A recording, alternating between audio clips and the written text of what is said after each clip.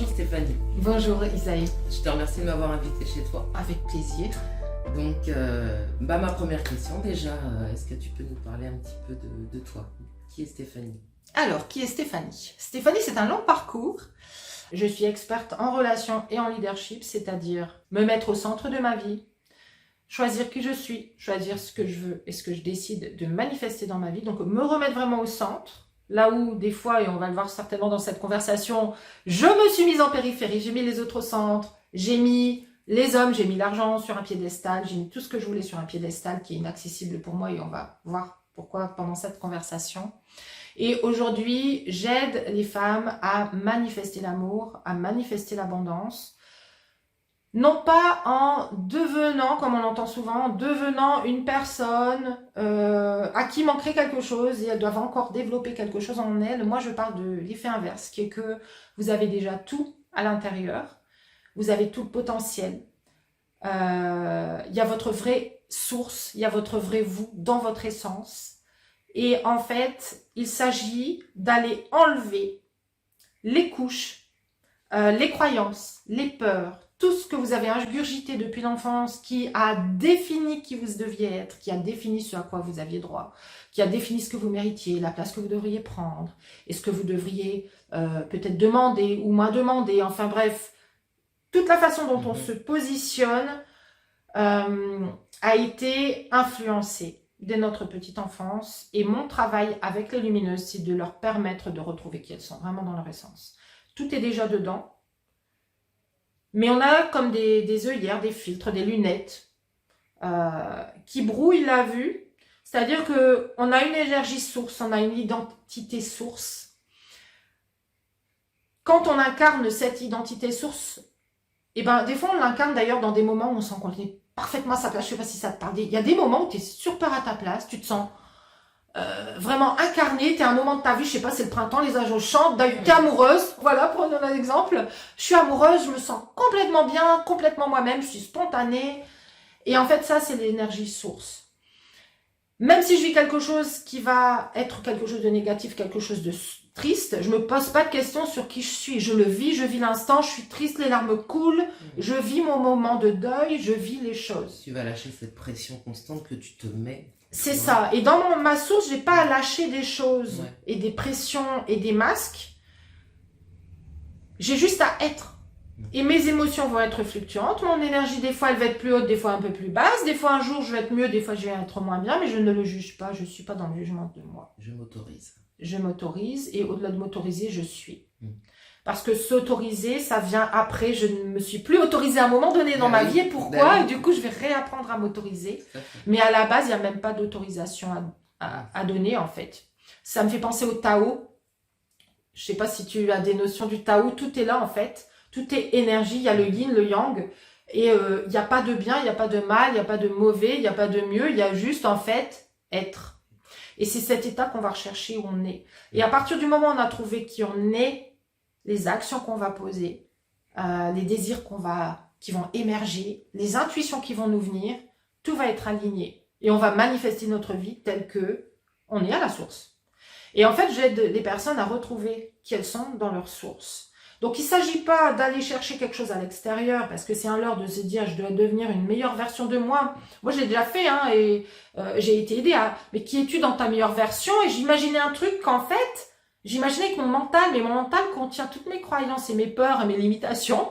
Et donc, j'imaginais que, par exemple, pour être coach et puis être reconnue et puis être prise au sérieux, je devais avoir une certaine posture, un certain habit, une certaine coiffure, être parfaite, correspondre. Alors, j'avais des images dans la tête de personnes qui sont parfaites, qui font des shootings, qui sont... Pour toi, sont parfaites. Qui, pour moi, dans mon ego, sont parfaites, mais dans l'image que je m'en fais. Alors, ça veut pas dire que c'est une personne ne sont pas parfaites comme elles sont. Parce que si elles sont alignées avec cette image qu'elles donnent, c'est parfait. Le truc, c'est que moi, j'ai pu projeter des croyances sur qui je devrais être. Et quand on veut devenir cette version de nous, quand on se force à se montrer de telle ou telle façon, quand on se force même à ressentir des choses sur soi-même, en se disant, mais je devrais me sentir comme ça, en fait, on est en train de s'auto-mutiler, on est en train de se martyriser, de se maltraiter, de s'empêcher d'être soi, en croyant que pour devenir soi, on doit devenir toutes ces facettes. Et donc, c'est pour ça que j'insiste sur le fait de renverser vraiment la vapeur et de partir du principe que tout est déjà là. Et ce que j'aide les personnes à faire, c'est vraiment de repartir de cette page blanche quelque part. Et on en parlera tout à l'heure, mais de cette page blanche où en fait, on se pose la question, qui je suis, qu'est-ce que je veux vraiment. Si je vais chercher justement derrière ces filtres qui déjà filtrent ce que je veux, parce que je veux répondre à des normes, je veux répondre aux attentes de mes parents, je veux qu'ils soient fiers de moi, je veux répondre à ce que mon frère a fait, ma soeur a fait, parce que si je fais pas pareil qu'eux, je suis pas au même niveau qu'eux, et du coup je suis la petite fille qui, dans les repas de famille, je suis pas encore assez, parce que moi je suis pas encore mariée, parce que moi j'ai pas encore le travail dans lequel je m'épanouis autant que mon frère, etc. Et en fait, on va enlever tout ça, on va partir de la page blanche et de ces émotions sources. Qu'est-ce que je veux vraiment? Quels sont les désirs dont je parlais tout à l'heure qui émergent de la source? Quels sont-ils vraiment sans aucune limitation? Qu'est-ce que je voudrais vivre dans l'idéal? Qu'est-ce que je voudrais ressentir? Avec quel genre de personne je voudrais me connecter? Si j'ai envie d'être avec une personne en particulier, avoir une relation romantique, comment je veux que soit cette relation? Et comment je vais faire pour manifester cette abondance sous quelque forme que ce soit, pour me sentir abondante, me sentir à ma place, sentir que la vie est magique, pour attirer aussi toutes les synchronicités et la magie, pour attirer les opportunités, parce que c'est ce qui se passe quand on se réaligne avec ça, on attire la magie, on attire les opportunités, ça tombe de partout, et c'est un truc de fou. Et en fait, comment je vais faire? D'abord, je vais commencer par assumer qui je suis. Et tout est question de comment je me suis filtrée, comment j'ai filtré mes envies, comment j'ai filtré mes comportements, comment j'ai filtré mes actions, comment j'ai filtré ma façon de répondre, ma façon de rire même. On s'est vraiment formaté en fonction de toutes nos influences, qui fait que des fois, qui suis-je vraiment? On ne sait pas. Et donc, c'est ce qu'on va retrouver. Et donc là, à partir de là, on va pouvoir aller chercher, vraiment. Et au-delà d'aller chercher ce qui tendrait à faire croire qu'on va aller le chercher, on va pousser, Non, on va en fait, on va le rencontrer sur son chemin. Et on va poser les actions qui font que ça va nous être amené. C'est toujours en fait une rencontre à mi-chemin. Et par rapport à tout ce que tu me dis, est-ce que tu t'es aidée toute seule ou est-ce que tu as été aidée?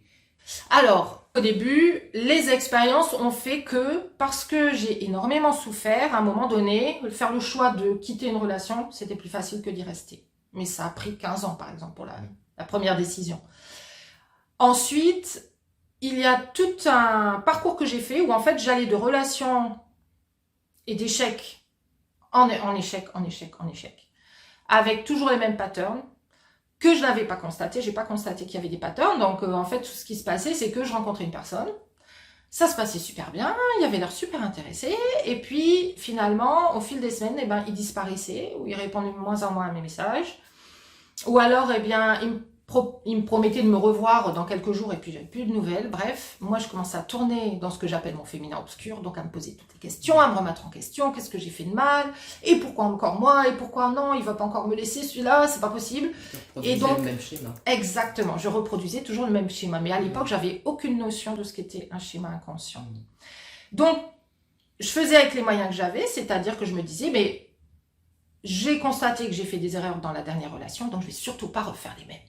Donc, ce que je faisais, c'est que j'allais à l'opposé de ce que j'avais fait avant. Je vais donner un exemple. Il y a une personne, un homme avec lequel j'avais été trop vite, j'avais trop vite ouvert mon cœur, dit mes sentiments. Donc, la relation d'après, j'ai dit, je vais faire attention. Je vais pas lui faire peur. Je vais rien lui dire à propos de mes sentiments. Je vais juste aller le voir et puis on va partager des trucs. Et en fait, cette même personne, avec qui j'ai vraiment pris toutes les précautions, à un moment donné, m'a dit, écoute, j'ai rencontré une personne qui a vraiment le cœur ouvert, elle m'a dit, je t'aime et moi j'ai besoin d'entendre qu'on m'aime. Et là, flouf, ça a été l'horreur, parce que je me suis dit, mais c'est exactement ce que j'ai évité de faire pour ne pas le perdre. Donc c'est quoi la réponse? Et en fait... Alors t'as pris les deux extrêmes. Exactement. Et en fait, ni dans l'un ni dans l'autre, c'était moi, parce que j'avais porté des masques en fait, que ce soit dans une situation ou dans l'autre. Donc la première situation... ça a été d'ouvrir mon cœur, mais aussi de tout faire pour plaire de toute façon.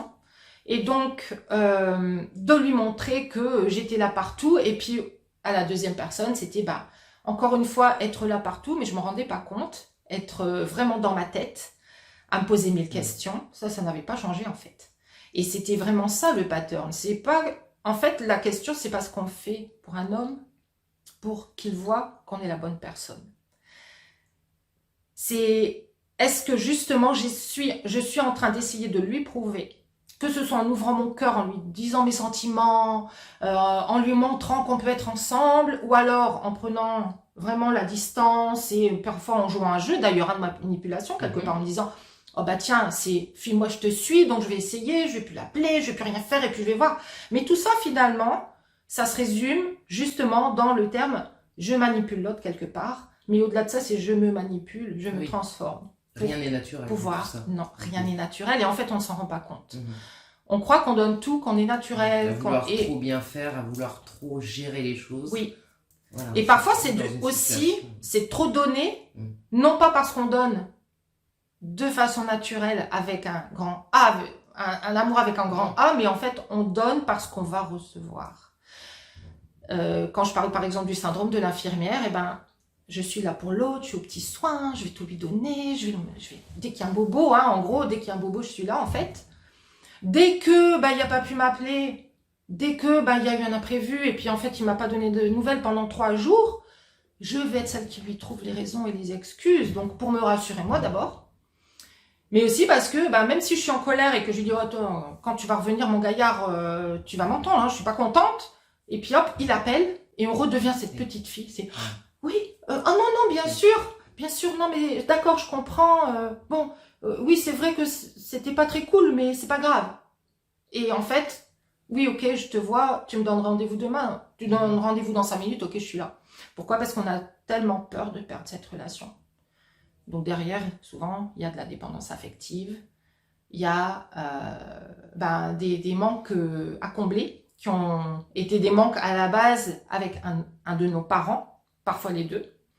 Et en fait, c'est ce que j'appelle des relations de réparation, c'est-à-dire que ce ne sont pas des relations d'amour vrai, d'amour équilibré, et entre deux êtres qui sont complètement alignés dans qui ils sont, mais ça devient en fait une relation erronée où en fait, il y a des manques d'un côté, il y a des manques de l'autre aussi, ou alors il y a des peurs aussi de l'autre côté, ou simplement il y a une personne qui n'a pas envie de s'engager, qui a envie de s'amuser. Mais en fait, je vais justement attirer tous ces profils-là qui soit ont peur, soit ne sont pas prêts, soit qui sont contrôlants, etc. Parce que ça répond à mon schéma. Ouais. Et donc un jour ou l'autre, ça va te péter au visage. Exactement. Un jour ou l'autre, ça nous pète au visage. Ou pas, parce qu'en fait, il y a des personnes qui peuvent se maintenir comme ça dans des relations erronées, j'en connais. Où en fait, on est dans la capacité de garder les œillères pour maintenir la relation parce que ce serait tellement même impensable, invivable d'être séparés. Je connais des couples comme ça. De se retrouver seul. Oui, c'est ça. Le truc, c'est que dès lors qu'il y a une des deux personnes qui finit par vraiment souffrir plus que l'autre, ou qui évolue, qui prend un chemin de conscience en fait, où elle se développe personnellement et elle commence à voir les choses avec de plus en plus de conscience et de recul. Elle commence à sentir qu'il y a quelque chose qui retient son âme en fait, hein, parce que on est à l'image de l'univers, on est fait pour s'expandre et pour grandir et pour aller chercher justement le vrai sens de notre vie. Et quand on est dans une relation erronée, eh bien, elle ne nous permet pas justement de développer ce qui doit être développé, qu'on ne voit pas des fois encore, mais qu'on ressent à l'intérieur, on sent un truc qui nous attire. Et en fait, à partir du moment où on va davantage suivre qui on est et sa source, que cette relation qui nous maintient, c'est là que va se créer l'écartement, la séparation quelque part. Et c'est ce qui va créer des changements de comportement chez la personne qui se transforme et qui devient de plus en plus justement consciente, alignée avec sa vraie essence. Et c'est là que soit les couples peuvent se déchirer, soit il y a une réaction de la part de l'autre qui fait que ça va en même temps l'emmener et qu'il va y avoir un travail de ce couple pour grandir ensemble. Voilà, je vais te dire, je me sens paumée. Tout ce que tu m'expliques, effectivement, ça me parle, mais je suis incapable toute seule d'y arriver. Je ne sais pas par quel bout commencer. Oui. Donc, qu'est-ce que toi, tu peux apporter? Alors, je dirais quel est du coup l'objectif là, premier. Parce qu'il y a des personnes qui viennent vers moi, en fait, en disant, Stéphanie, je comprends bien que dans mes relations amoureuses, il y a un truc, mais en fait, moi, je veux commencer par moi. Parce que je me rends compte, avec tout ça, que quand je me retrouve avec moi-même, à réfléchir sur ma situation, à réfléchir sur finalement, où est ma position, où est ma place, et qui je suis là-dedans, et qu'est-ce que je représente, et qu'est-ce que l'autre représente pour moi, je me rends compte que moi, on n'a pas de relation ensemble. Je sais pas où je suis, je sais pas où est ma place. Je me rends compte que, au bout de quelques années, ou plutôt quelques décennies, je sais toujours pas qui je suis. Donc, je me suis positionnée dans un couple qui est venu quelque part par défaut, mais que j'ai pas vraiment choisi. Et donc, mon premier travail, c'est d'apprendre à me connaître. Ouais, donc, se construire, en fait. Exactement, voilà. Parce que parfois, il y a tout à faire. Parce qu'on a tellement reçu les messages extérieurs.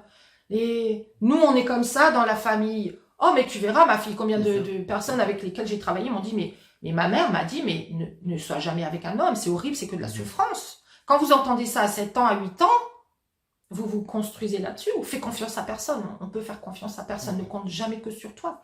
Et en fait, d'ailleurs, la majorité des personnes avec lesquelles je travaille ont énormément, justement, de sentiments de devoir rester indépendantes, de ne dépendre de personne. Elles ont énormément d'énergie masculine. Donc, elles donnent beaucoup, elles savent donner beaucoup de leur personne, de tout ce qu'elles mettent en place, que ce soit dans le domaine personnel, professionnel, amoureux. Enfin, ce sont des femmes qui vont, hein. Donc du coup, c'est j'ai besoin de personne et je m'en sors toute seule. Et au bout d'un moment, mais il y a personne qui est là pour moi. Et Ouais. je ne suis pas aidée, je suis pas épaulée, je suis pas soutenue. Mais en fait, c'est un pattern en soi. Ouais. Et en fait, en général, on va voir qu'il y a un pattern quand on désire fortement amener quelque chose dans sa vie, mais en même temps, on veut pas. Et là, il y a une contradiction, c'est qu'il y a un schéma inconscient derrière qui nous protège justement d'aboutir à ce qu'on veut, de réussir. Toutes les peurs qu'on a emmagasinées, qu'on a... Exactement, les peurs, les croyances sur soi, les croyances sur l'autre, les croyances sur les relations, sur comment ça fonctionne, sur ce qu'on devrait donner pour recevoir. Combien de fois on a entendu fais ça pour moi ma chérie, tu seras gentille et puis tu auras une récompense ou peu importe. Donc on apprend que en fait quand on donne, après on peut recevoir. À l'école, faut avoir des bonnes notes et puis on sera récompensé, il faut être la bonne élève, et combien aussi de personnes avec lesquelles je travaille me disent mais Stéphanie, moi avec mon parent c'était jamais assez. Ma sœur, hier j'ai entendu une personne qui est au Canada, donc elle parle en termes de pourcentage, donc ma sœur elle avait 98% de réussite à l'école, et puis c'était même elle, moi j'entendais mon père qui dit 98%, c'est pas 100%. Et voilà, et elle dit, moi j'étais à 65-70% et pour moi j'étais en échec. Oui, c'est jamais bien. Voilà, c'est jamais bien, donc on va comme ça développer le perfectionnisme, etc. Mais on va toujours du coup se construire en fonction de ce qu'on a entendu étant petite, qui va rester dans notre inconscient, qui va rester ancré, même dans notre système nerveux, parce qu'on a engrangé beaucoup de choses qui font que, de toute façon, l'inconscient et le système nerveux vont ensemble, ils vont vouloir vraiment nous protéger. Nous protéger à la base, c'est quoi? C'est être accepté par l'autre et être en sécurité dans un groupe. Voilà, on est des êtres sociaux, ça commence par le micro-organisme famille, et puis ça va se répandre à l'école, et puis dans la société, etc., et puis dans une relation amoureuse, et puis dans la relation amoureuse, on parle de relation là aujourd'hui plus spécifiquement, c'est pareil pour l'abondance, et recevoir en fait, et vivre dans la sécurité, mais en fait on va reproduire exactement les schémas qu'on a acquis dans l'enfance. Donc ça c'était le premier exemple, la personne qui vient et qui a envie de se découvrir elle. Après il y a, ça peut être mon compagnon, mon mari, etc. ne se comporte pas comme je voudrais, comment est-ce que je peux faire? Ça peut être moi-même, en fait, je me vois avoir des réactions et je vois que je sabote la relation, donc pourquoi est-ce que je fais ça? Comment ça se fait? Je vois bien que des fois je me vois répondre et je sais que ça va tout foutre en l'air, mais pourquoi je fais ça? Donc ça peut être, les personnes peuvent venir vers moi pour diverses raisons. Donc si on prend ton exemple par exemple, quelle serait ta question et qu'est-ce que tu voudrais éclaircir particulièrement? Ma question, alors arrivée à 57 ans quand même. Oui. Voilà, donc je me pose cette question, c'est que j'ai quand même accumulé pas mal de paquets. Oui. Donc il y a quand même beaucoup de travail à faire. Oui. Et je voudrais pas arriver à un âge où du coup, voilà, je me retrouve à me dire je suis bloquée, puis maintenant c'est fini pour moi. Oui. Donc voilà, à l'âge que j'ai aujourd'hui, qu'est-ce que toi tu pourrais m'apporter pour que je puisse voilà, trouver enfin quelqu'un, pouvoir m'épanouir, que ce soit dans mon travail et dans ma vie amoureuse. Oui. Alors, je te poserai les questions pour repartir de toi et sous forme d'une page blanche. C'est-à-dire que souvent, on part d'une situation qu'on vit déjà et on voudrait voir comment on va améliorer cette situation. Mais on part toujours encore une fois, de quelque chose qui est extérieur. Alors que peut-être que cette situation, effectivement, elle peut être améliorée. Des fois, c'est juste un petit shift, c'est une perspective à changer. Mais de toute façon, pour le faire efficacement, ce que je propose toujours de faire, donc, c'est de repartir une page blanche en posant des questions qui vont faire que tu vas être amené à savoir, mais qui suis-je vraiment? C'est-à-dire ressentir qui on est, ressentir à un moment donné avec le travail qu'on fait ensemble, qu'on revient à sa place, qu'on n'a des fois jamais prise depuis qu'on a 2 ans. Parce qu'il y a quand on avait 2 ans, il s'est passé un truc qui a fait que notre énergie spontanée, elle était cassée d'un coup. Mise dans une boîte pour surtout rester en sécurité et surtout ne plus jamais risquer d'être rejeté, abandonné, etc. Donc, qui suis-je vraiment? Qu'est-ce que je désire vraiment au fond? Et souvent, en fait, ce qu'on désire, c'est pas exactement ce qu'on désire vraiment. Parce qu'on le formate encore. Ouais. En fonction de ce qu'on a entendu, de ce que les copines elles-mêmes ont développé, ce qu'on voit chez les autres, ce qu'on entend dans tous les schémas sociaux qui sont donnés, il faut être comme ci, il faut être comme ça, il faut être en couple, hein, déjà, je veux dire, il n'y a pas d'obligation d'être en couple. Après, c'est quelque chose, à mon sens, qui est alors je dirais pas un besoin, mais quelque chose de spontanément naturel, justement, d'avoir envie de partager avec quelqu'un, de vivre les choses dans la nature. Par rapport à tout, voilà, c'est ça. Et dans la nature animale, de toute façon, il y a quelque chose de cet ordre-là qui se fait naturellement. Et moi, ce que je constate, c'est que les personnes qui me disent moi, je suis bien toute seule, il y en a 1 à 2% qui dit vrai. Et qui est bien, qui est bien toute seule, vraiment. Qui vit ses aventures, qui vit ses choses, qui vit ce qu'elle a envie, qui est vraiment bien toute seule. J'en ai pas rencontré beaucoup. Ça existe, mais j'en ai pas rencontré beaucoup. Souvent, derrière, il y a les œillères, justement. C'est, ah non, je suis mieux toute seule, mais c'est parce qu'en fait, mon système nerveux, mon inconscient me disent que c'est plus sécurisant d'être toute seule que de risquer à nouveau l'échec, que de risquer qu'on rentre encore dans mes limites, qu'on vienne les percer et s'introduire dans ma bulle, en fait, parce que je me sens pas capable de poser des limites, parce que je me sens pas capable de dire non, parce que je me sens vulnérable, parce que je sens que j'ai pas la maîtrise dans mes relations et que les hommes vont faire ce qu'ils veulent avec moi, encore une fois, et que même s'ils ne font pas ce qu'ils veulent avec moi, il y a des personnes, et moi qui me disent, et moi je l'ai vécu aussi, c'est qu'en fait, dès que j'étais en relation, je rentrais en relation avec quelqu'un, jusque-là, je savais qui j'étais. Dès que j'étais en relation, c'est comme si je fondais. Je me fondais, je me dissolvais dans la relation, je savais plus me positionner. Et en fait, quand la personne me disait une chose ou une autre, je pouvais être plutôt d'accord avec chaque. Enfin, je veux dire, j'avais pas de... je me rendais pas compte, j'étais adaptable. Ouais, mais j'étais pas ancrée. Les ongles, c'est ça.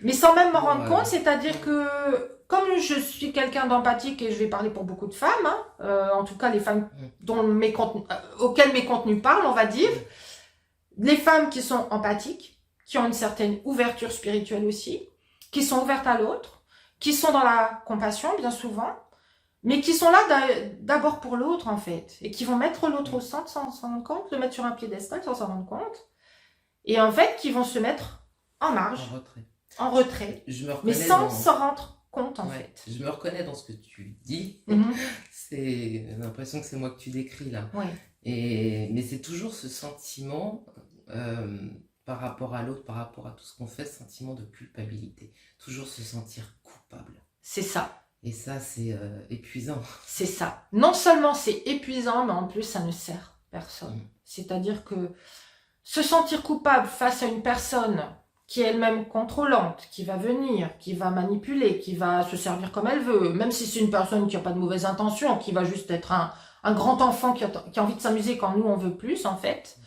Le problème de se culpabiliser, c'est qu'on ne va pas mettre en avant nos propres besoins. Donc ça, c'est la première chose. Avec ces personnes-là, on va leur les mettre dans le confort et on va leur montrer qu'en fait, elles peuvent continuer à faire ce qu'elles font puisque nous, de toute façon, c'est nous les coupables, c'est nous qui faisons mal, même si on ne le dit pas ouvertement, c'est l'énergie qui en ressort, donc pourquoi il faut autrement puisque on donne l'aval, c'est nous qui ne sommes pas complètement équilibrés, il faut encore qu'on travaille sur nous.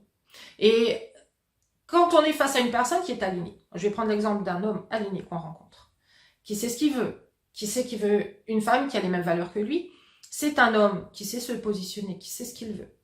Dès lors qu'il va voir qu'il a affaire à une femme qui a les limites, qui est un petit peu branlante, qui va changer d'avis en fonction de ce qu'il dit lui, qui a lui-même envie d'être enrichi par cette femme, par tout ce qu'elle a à lui apporter, mais qui voit qu'en fait, elle se fait toute petite, elle est plutôt à l'écouter lui et ce que lui dit, et puis de s'enrichir de son univers à lui plutôt que d'apporter tout l'univers qui fait sa richesse, parce que le problème c'est que ces femmes-là ne voient pas elles-mêmes la valeur en fait. Elles se disent mais si je raconte qui je suis, mais j'ai rien à dire moi, je suis qui moi?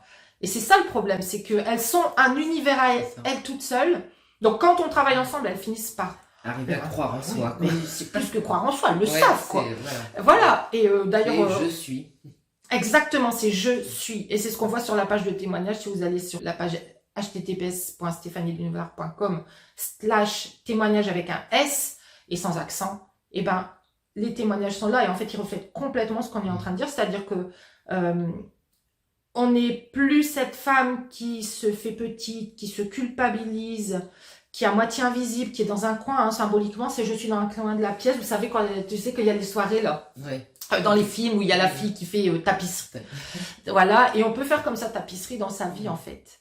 Et quand on commence à, de l'intérieur, à ressentir que bah oui, en fait, on a des sacrées qualités, que oui, on est une sacrée femme, qu'on a traversé des sacrées choses, qu'on a été là pour l'autre, pour nos enfants, quand on a eu des enfants, qu'on a été là, on a trouvé notre travail, on a ce travail, c'est nous qui avons été le chercher, c'est nous qui avons nos résultats, et souvent mes clientes ont leur maison, elles ont acheté leur maison aussi, et en tout cas, elles ont une vie qu'elles se sont créées, et quand elles commencent, au lieu de se demander ce qui leur manque, quand elles commencent à se rendre compte qu'en fait, elles ont déjà tout ça, et tout ça c'est déjà elles, et qu'elles commencent du coup à devenir leur meilleure amie.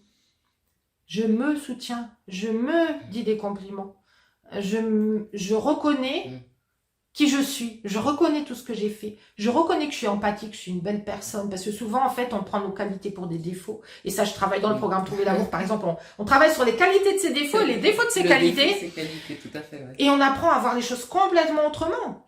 Ben oui, mais moi je suis sensible, je suis empathique et tout ça, ce sont des qualités, il faut être ouvert de cœur, il faut donner.